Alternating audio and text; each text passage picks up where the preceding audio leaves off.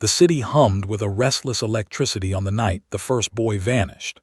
Atlanta in 1979 was a place caught between identities, too modern to cling to its past, too fractured to fully embrace the future. Neon lights buzzed over cracked sidewalks, and the sweet, smoky scent of barbecue drifted from street vendors who worked late shifts to catch the factory crowd.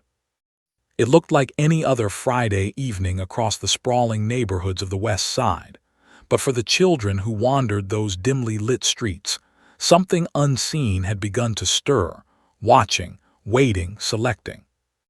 Tanya Robbins never forgot the day she last saw her little brother, Dante. She had been braiding her hair on the porch, the radio playing the Jackson 5, when Dante dashed down the steps with a comic book under his arm. "I'm going down by the creek, Tanya," he'd called. "I'll be back before dark." Their mother was working a double shift, and Tanya, only 14 herself, had nodded without thinking. Kids always played outside until the street lamps flickered to life. It was normal, harmless. But that evening, when the soft bluish glow of the lamps scattered across the pavement and Dante still hadn't come home, Tanya felt a strange, cold tightening in her chest. She called his name until her throat burned, until the shadows seemed to swallow her voice whole. No one in the neighborhood slept that night. By morning, Dante's disappearance was the fourth in 3 months. Rumors began creeping through the community like poison through a vein. Something out there was hunting children. Police officers walked the blocks with questions no one could answer.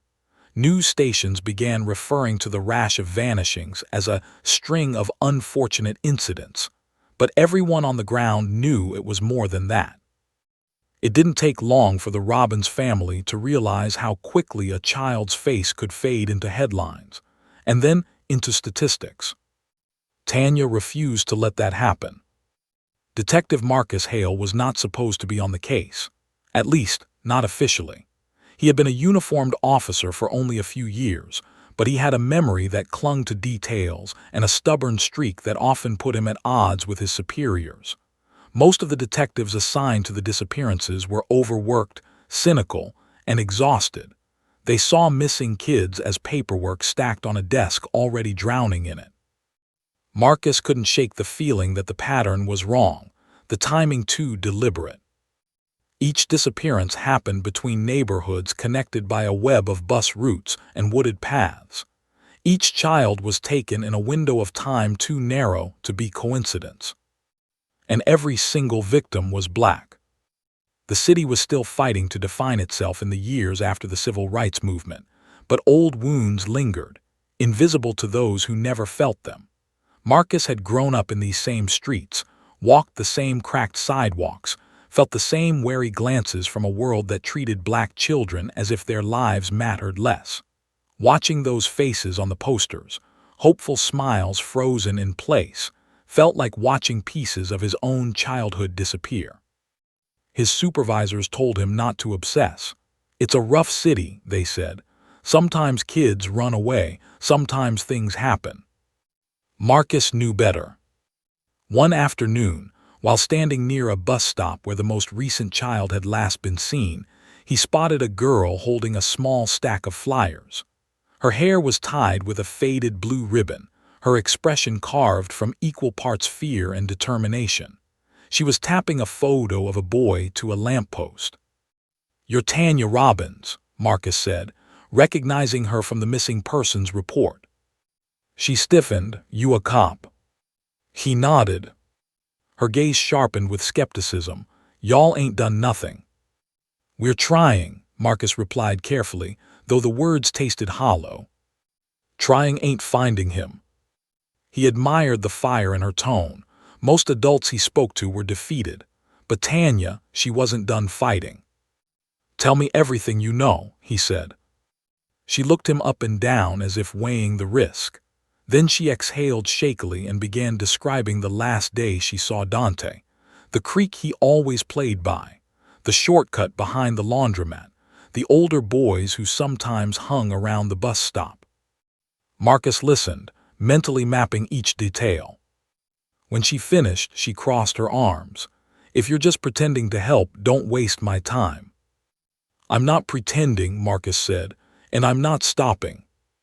Her expression softened, only barely. Before he walked away, Tanya said quietly, "There's something wrong in the city, something real wrong."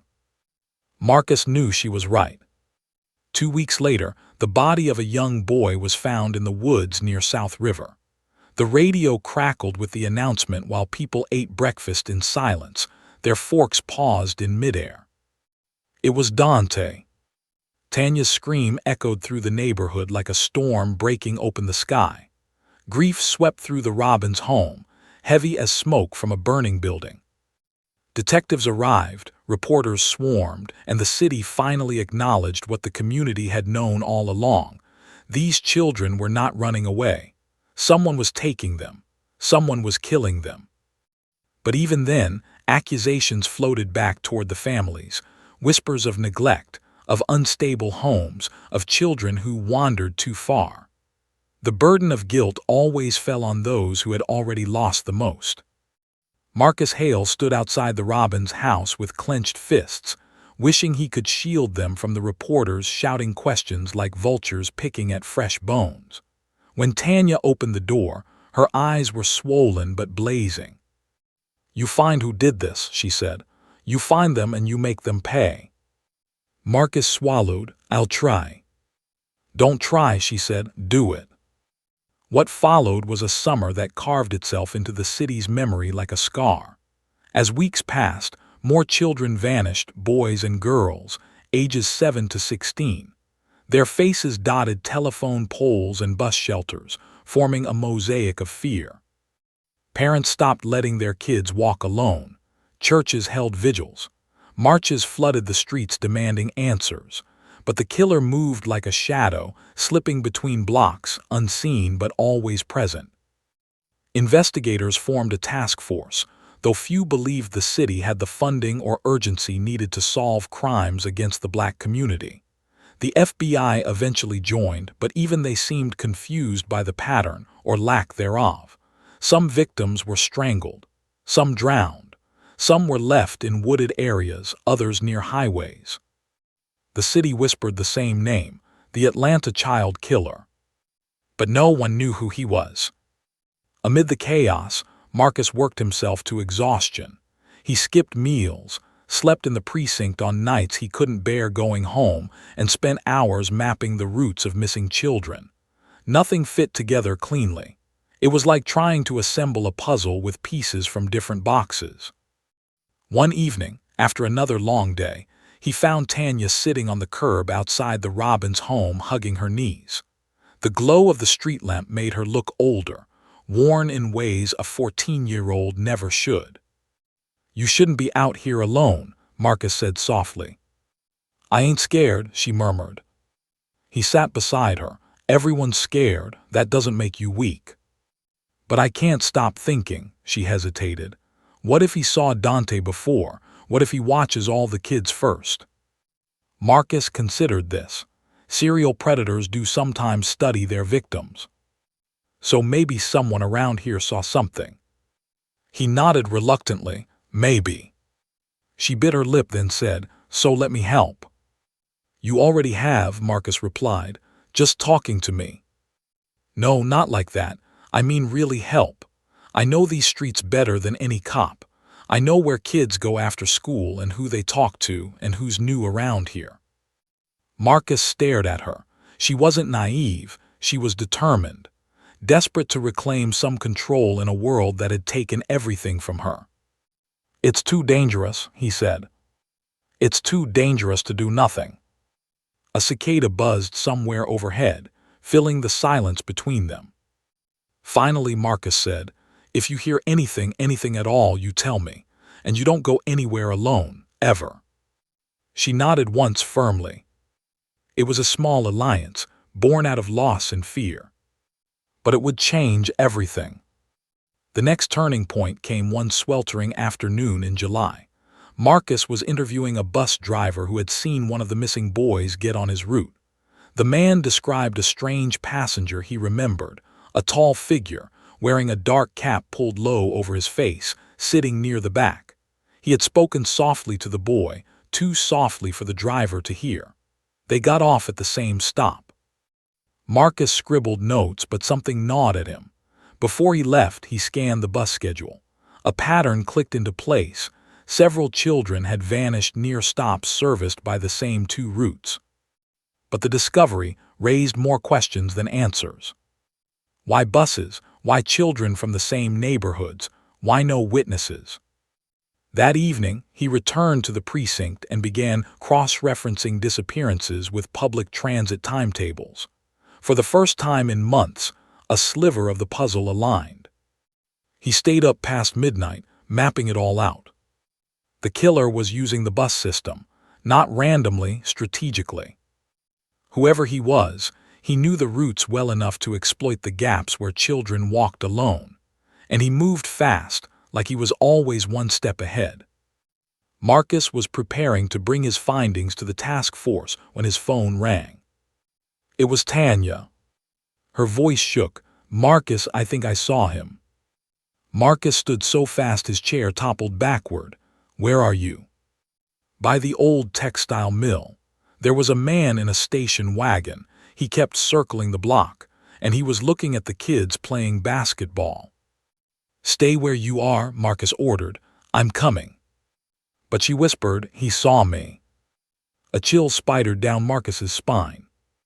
"Tanya, listen to me. Go inside the nearest house you can, now."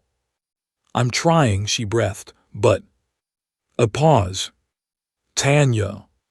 Static. "Tanya." The line went dead. Marcus ran. The mill district was a maze of abandoned warehouses and narrow streets. By the time Marcus arrived, his heart was pounding against his ribs. He scanned the area, no sign of Tanya. Then he spotted a flash of blue ribbon lying in the gutter. His stomach dropped. He shouted her name into the humid night, his voice echoing off brick walls and broken windows. Just as he reached for his radio to call for backup, he heard footsteps, a frantic patter like someone running barefoot. "Tanya," he yelled. A small figure darted from behind a dumpster and collided with him. Tanya, trembling, gasping, very much alive. "He followed me," she sobbed. "I heard his car door open."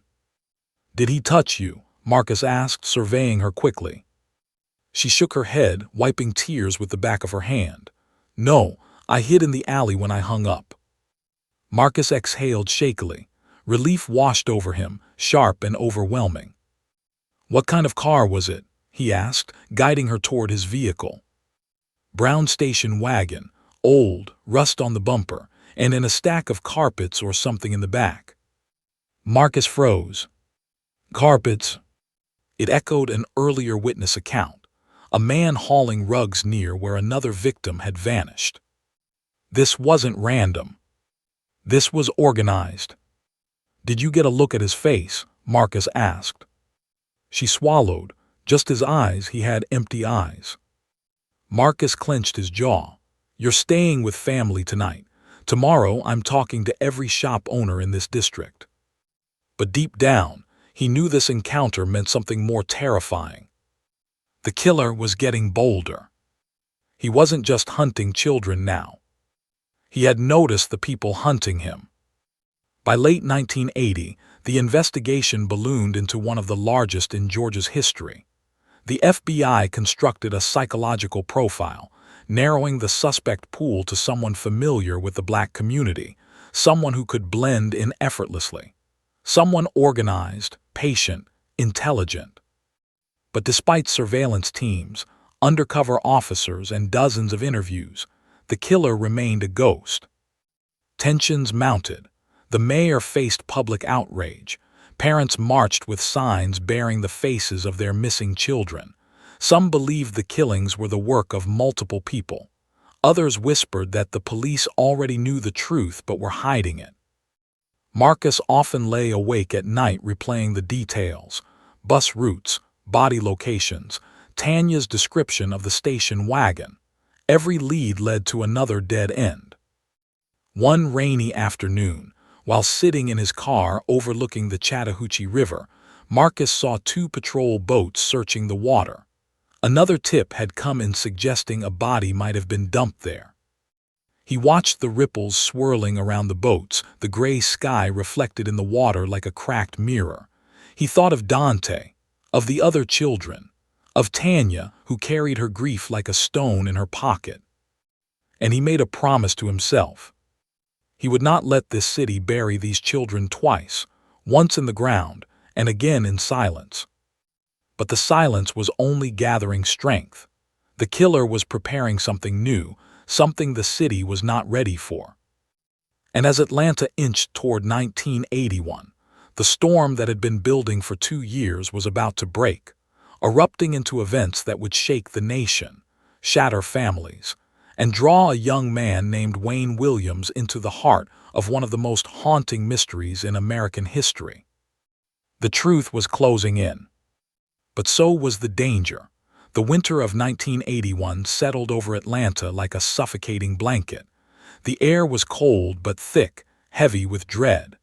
Parents no longer allowed their children to walk even a single block alone. Church leaders organized neighborhood watches. Volunteers patrolled with flashlights and radios. Every unfamiliar car was scrutinized. Every stranger was a threat. Despite the efforts, bodies continued to appear, some discovered by fishermen, some by joggers, some by drivers pulling over to stretch their legs and stumbling upon horrors they could never unsee. The newspapers released the names one by one: Patrick, Aaron, LaTanya, Clifford. Each name was a wound, and with each wound the city bled trust. Marcus Hale, who had been with the investigation from nearly the beginning, felt the weight of every failure. He had stopped counting the hours he worked. He barely went home. His apartment had become a place he visited only to change clothes or rinse the exhaustion from his skin. His desk at the precinct overflowed with maps, photos, and handwritten notes, an obsession disguised as duty. He studied everything: bus timetables, school schedules, abandoned buildings, wooded areas, creeks, ravines. He charted distances, patterns, anomalies, but the data refused to take shape. The killer moved unpredictably, changing methods, changing locations, leaving no consistent trace. Even the FBI couldn't form a clear profile. The city was now split between theories. Was it one killer or several? A coordinated group? Someone from the community? Someone preying on the community? For the first time in months, Marcus felt like the police weren't hunting the killer at all. The killer was hunting them. One afternoon in early February, Marcus met with Tanya again. She insisted on participating in canvassing efforts, passing out flyers and talking with other teens who might hear things adults wouldn't. She was older now, had grown into her grief, sharpened by it. At 15, she carried herself with a seriousness that frightened Marcus sometimes. "You shouldn't skip school to do this," Marcus said as they walked down a residential block, stapling missing posters to telephone poles. "School doesn't feel real anymore," she shrugged. "Half the kids I used to know are gone." Marcus wanted to argue, to remind her of safety, but he understood. Trauma had rearranged her world. Old priorities no longer held weight. "Have you heard anything new?" he asked. Tanya paused, lowering the staple gun. "A boy at Buchanan Park said he saw a car that looked like the one I described, dark green or brown, same rust on the bumper." Marcus's pulse quickened. "When?" "Last week. He said it was parked near the tennis courts, like the driver was watching people." "Did he get a license plate?" "He tried, but the car pulled away fast." Marcus rubbed his forehead. It might be nothing. It might be everything. He crouched to make eye contact. "If anyone tells you something like that again, you come straight to me. No exceptions." She rolled her eyes slightly but nodded. "I know." He stood. "Okay, let's finish this street." But before they moved on, Tanya looked at him with an expression both vulnerable and fierce. "Do you ever think about Dante?" she asked quietly. "All the time," Marcus replied. She swallowed. "I'm scared I'll forget his voice." "You won't," he said. Voices don't disappear, they just find quieter places in us. For a moment, the cold wind stilled. Then they continued down the block, two shadows walking under a sky that felt too heavy to hold. The task force brought in more officers. Patrols increased around the city's rivers after several victims were found near water. Curfews tightened. Politicians argued. Communities prayed. The killer did not stop. In March, the body of another boy was discovered near a bridge. The scene drew immediate attention because fishermen reported seeing a car's headlights by the water in the early hours before the discovery. The car was described vaguely, dark-colored, older model, but one detail stood out. They heard splashes. Plural. The possibility that the killer was disposing of victims in the river began to solidify. Marcus attended every scene personally. He stood on the riverbank, staring down at the water swirling under the bridge like something alive. Cold, unfeeling, deep enough to hide anything. Beside him, the lead FBI agent, Samuel Brooks, scribbled into a small notebook. "We're looking for someone with a vehicle capable of hauling bodies," Brooks muttered. "Someone familiar with the roads near these bridges, possibly someone who works odd hours." "Or someone who works nights," Marcus added. Brooks nodded, though his expression was tight. He didn't always appreciate contributions from local officers, but Marcus had earned his respect over the past 2 years. "We need more surveillance," Marcus said. "We already have men positioned along the bridges," Brooks replied. "Motion sensors, cameras, it's just a matter of time." Marcus hoped he was right, but the killer had eluded them for too long. Luck was on his side, or intelligence, or something darker neither of them wanted to name. As they walked back toward their cars, Brooks asked, "How many days has it been for you, Hale?" Marcus shrugged. "I stopped counting." "You need sleep." "So does the killer," Marcus said, "but he doesn't seem to care." Brooks didn't respond. The river gurgled behind them, carrying secrets downstream. The turning point, the moment that shifted everything, came late one night on the James Jackson Parkway Bridge. It was near midnight. Fog clung to the water like pale cloth. Surveillance teams hid in unmarked cars along the riverbank, waiting for movement. The air smelled of damp concrete and pine. Officer Lionel Hayes, stationed near the south side of the bridge, leaned back in his seat listening to the soft hum of the police radio. He was tired. Everyone was tired. The surveillance rotation had lasted weeks with no results. Just as his eyes began to drift shut, he heard it. A splash. Not the gentle sound of a fish breaking the surface. A heavy splash. Hayes sat up instantly. A second splash followed. Then the faint but distinct sound of an engine idling. Hayes grabbed his binoculars.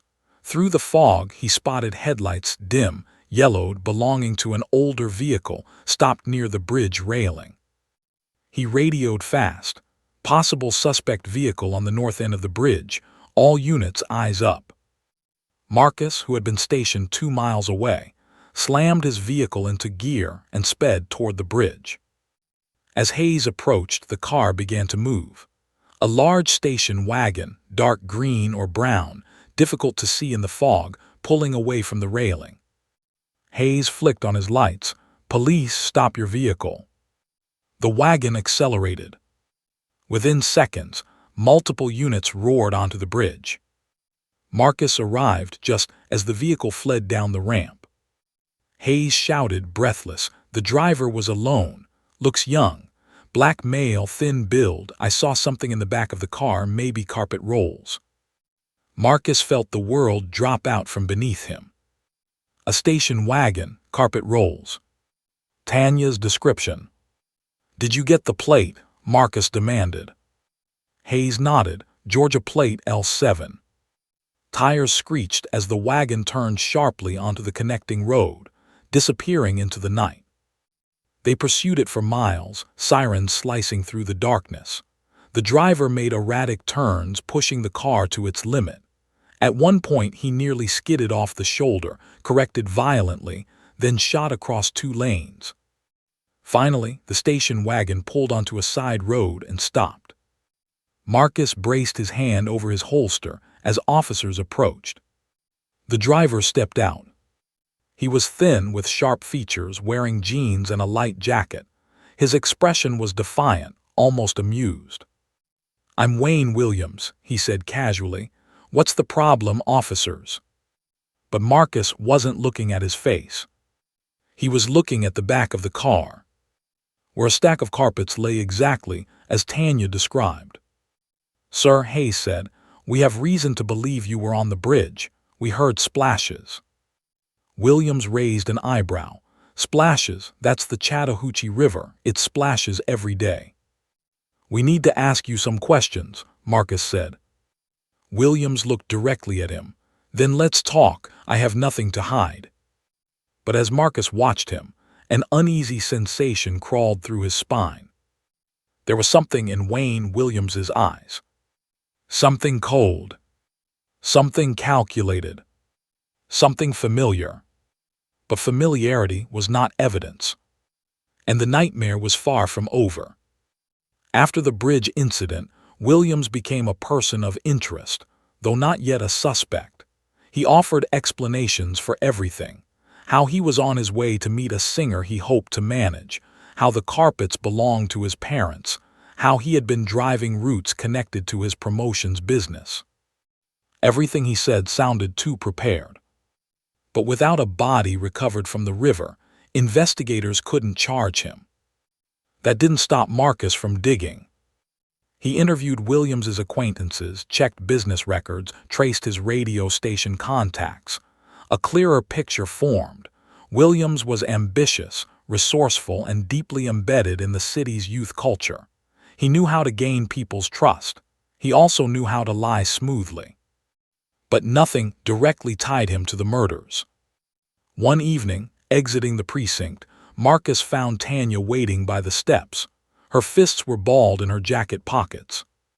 "I heard you found someone," she said. Marcus's shoulders tensed. "Where did you hear that?" "Kids talk," she muttered. "Is it the man with the carpets?" He hesitated, then nodded. Tanya's breath hitched. "So it was him, the one I saw." "We don't know that," Marcus said firmly. "He's a person of interest, that's all." "He killed Dante." Her voice didn't crack. It was too hardened for that now. "Tanya," Marcus said, kneeling slightly, "I promise we're working to prove the truth, but we can't rush this. If we move without evidence, we risk losing the case entirely." Her jaw clenched. "Everyone keeps saying that. Meanwhile, more kids disappear." "I know," he whispered. A tear slid down her cheek, despite her trying to blink it away. "I don't want any more families feeling like mine," she said. Marcus closed his eyes briefly. "Neither do I." Surveillance on Williams intensified. Agents followed him day and night. They monitored his calls, tracked his vehicle, watched his home. Weeks passed. The task force hoped he would slip, reveal something, lead them to evidence. Instead, the killings stopped. No new disappearances, no new bodies. The silence was eerie. Some officers celebrated privately. Others doubted the connection. Maybe the killer had died or moved away, or maybe this was just a lull. Marcus didn't celebrate. He felt something tightening, like the city itself was holding its breath. Williams acted unfazed by the attention. He joked with reporters, claimed harassment, and insisted he was being targeted because of his success. But Marcus noticed one thing no one could explain. Williams was always watching. Every time an agent passed him on the street, every time he sat in his car, every time he gave an interview. His eyes shifted in a way Marcus had seen before, from the unseen predator who had stalked Atlanta's children for 2 years. Cold, calculating, untouched by remorse. In early June, after months of surveillance, Investigators finally connected Williams through fiber matches to two victims, Jimmy Ray Payne and Nathaniel Cater. Carpet fibers from Williams's home and dog hairs consistent with his German Shepherd were found on the bodies. It wasn't proof of every murder, but it was enough for two. The city erupted, some in relief, some in anger, many in disbelief. Half believed Williams was the killer, half believed he was a convenient scapegoat. And somewhere amid the chaos, Marcus felt both triumph and unease. One night after a long shift, he visited the river alone. The water glimmered softly under the moonlight. He crouched near the edge, letting the cool mist rise against his skin. Williams had been arrested, but the river felt no lighter. A figure approached from behind. It was Tanya. "How did you find me?" Marcus asked gently. "I knew you'd come here," she said. "This place, it's part of the story now." They stood quietly, letting the night settle over them. "Do you think he did it?" she finally asked. Marcus took a long breath, watching it cloud in the cool air. "I think he killed at least some of them," he said. "I think he's responsible for the boys we have evidence for." Tanya looked down at the water, her voice trembling but steady. "But Dante?" "The hardest question."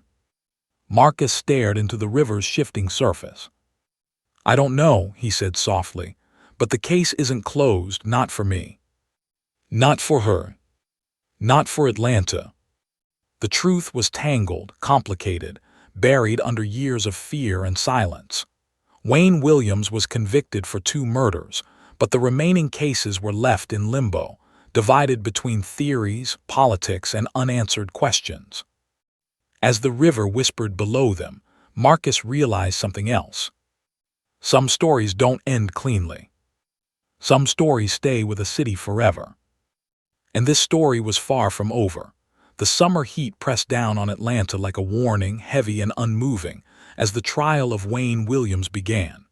Reporters filled the courthouse steps every morning, cameras snapping as spectators argued about guilt, innocence, and the long history of justice denied to the black community.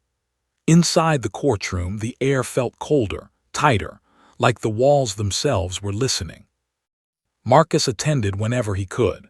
He sat near the back, hands clasped, watching Williams move with calm precision. He whispered jokes with his attorneys, smirked at reporters, crossed his legs leisurely as if he were the host of the proceedings rather than the accused. But when the evidence was presented, the fibers, the hairs, the timeline, his eyes hardened. The mask slipped in tiny cracks no one else seemed to see. Marcus saw them all. One afternoon, during a recess, Williams glanced over the crowd and locked eyes with him. The corner of his mouth lifted in something too sharp to be a smile. It chilled Marcus more than anything in the past 2 years. Outside the courtroom, the city buzzed with conflict. Some shouted that Williams was a serial predator who had stolen childhoods. Others insisted he was framed, that the authorities needed a convenient ending to calm a city on fire. But the families, those who had buried their children, carried a quieter, deeper agony. Some believed Williams had killed their sons and daughters. Others feared the real killer still walked free. Tanya sat through parts of the trial, though she often stepped out when the details became too much. She was 16 now, tall and composed, but grief had carved permanent shadows around her eyes. One evening after court, she and Marcus walked slowly toward the MARTA station. The street hummed with conversation, but around them, the world felt strangely still. "It doesn't feel like justice," she said. Marcus nodded. "I know. Even if he did it, even if he killed those boys, why does it feel like we still don't have the truth?" Because the truth had splintered, Marcus thought. It hid in the gaps between evidence and absence, between what was known and what was feared. "Closure isn't clean," he said, "not in cases like this." Tanya's voice was soft but edged with steel. "I just want Dante to matter. I want them all to matter." "He does," Marcus said. "They all do. and I'm going to keep working until I can prove everything we still don't know." She believed him. He could see it in her posture, the way her shoulders loosened just slightly. But he also knew the limits of the badge he wore. Some questions the city didn't want answered. Some answers had been buried the moment panic met politics. Williams was convicted of 2 murders, only 2. He was never tried for the others.